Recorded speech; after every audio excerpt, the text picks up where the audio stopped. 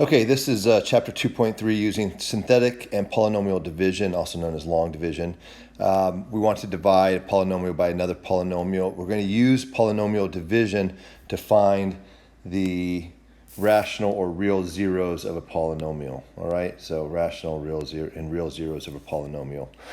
When the divisor in a polynomial is linear, all right, so linear x minus c. In other words, it's not x squared, it's not x cubed, all right, it's a linear equation. We can use synthetic division. And if it's not a linear equation, if you're taking like a polynomial and you're dividing it by a quadratic, then you have to use what you call long division or polynomial division. But in this case, we're doing synthetic division. So let's look at the setup for synthetic division. We're going to take the coefficients of the dividend. The dividend is the top part here, and we're going to write them out on the top row. All right, so I have x squared there, so it's 1x squared. That's negative 3x to the fifth. You'll notice that there's no x to the fourth, so I'm going to put a 0. There's also no x cubed, so I'm going to put another 0, and there's no x squared, so I'm going to put another 0. So I put a placeholder 0 for any missing exponent.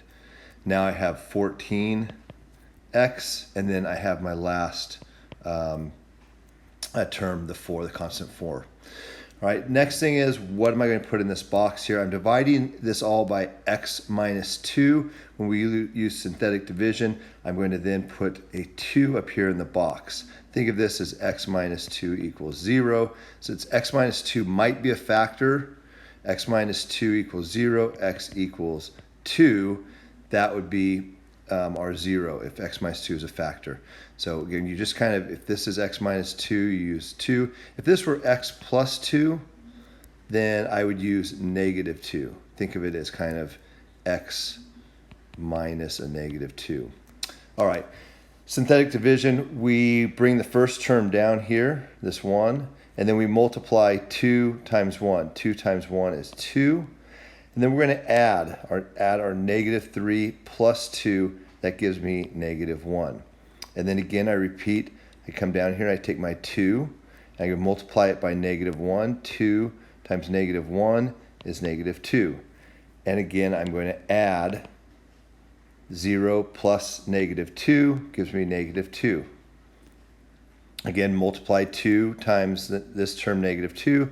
That gives me negative 4. 0 plus negative, so this is like plus, I don't know if that helps to do that. 0 plus negative 4 is negative 4. Again, take my 2 times negative 4, that gives me my negative 8. 0 plus negative 8 is negative 8. So in this case, we had all these zeros, so not a lot was happening. But now something starts happening. We have 2 times negative 8, that gives us negative 16. 14 plus negative 16 is negative 2. And then I do my last multiplication. I take 2 times negative 2, that's negative 4.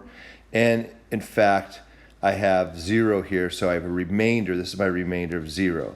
And that's what we want. We want to ideally have a remainder of 0. And if we do that, it means a couple things. It means that x minus 2 is a factor, okay, of our original equation, p of x. So x minus 2 is a factor.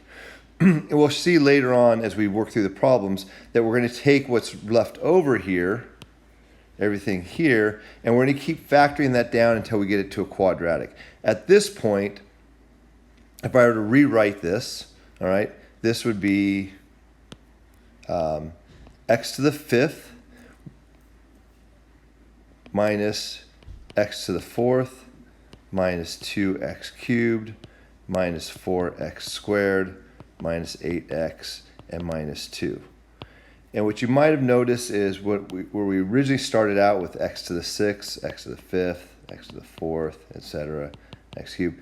All right, we start out with an x to the 6th, a 6th degree. When we do synthetic division, all right, that corresponding polynomial will be 1 degree less. So it becomes x to the 5th. Very quickly here, we're going to look at, so synthetic division is an algorithm that works under certain constraints. Don't worry about the factor theorem too much. Basically, it's just saying that if we have this linear factor as a polynomial of p of x, then the quotient p of x divided by x minus k is going to equal q of x, the quotient. If we divide evenly by a linear factor, what will happen to the degree of the quotient compared to the degree of the dividend? I just mentioned that it decreases by 1. So we had x to the 6th. After we did the division, we had x to the 5th. Let's quickly look at one more example. Here we have the factor, we're going to factor f of x completely if x plus 3 is a factor. So it's given us one of the factors, or we think it's a factor. So we're going to use synthetic division. 2, 11, 18, and 9. And in the box, I'm going to put negative 3. This is x plus 3, so this is going to be negative 3. And I bring down my 2. 3 times negative 2 is negative 6. 11 plus a negative 6, or 11 minus 6, is 5. Negative 3 times 5 is negative 15. 18 plus a negative 5 gives me 3. Negative 3 times 3 gives me negative 9. This gives me 0. That's my remainder. So let's look at what we have left over. We have 2x squared plus 5x plus 3.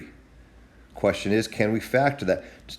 Notice right now, this is a quadratic, x squared. So anytime we get down to a quadratic, at that point we should be able to just factor it out. All right, come over here. This would be 2x, and this is x. If you're not very good at factoring, you need to get good at it. All right, this would be 3 here and 1 here, plus and plus. So let's see, 2x times x is 2x squared. 3x plus 2x gives me 5x, and then 3 times 1 is 3. So that's my factoring. Oops, got rid of too much. Okay, so there's two factors, and it wants me to completely factor. So I have 2x plus 3, I have x plus 1, and then I have to remember my original one that they gave me, x plus 3. So now I've completely factored this equation.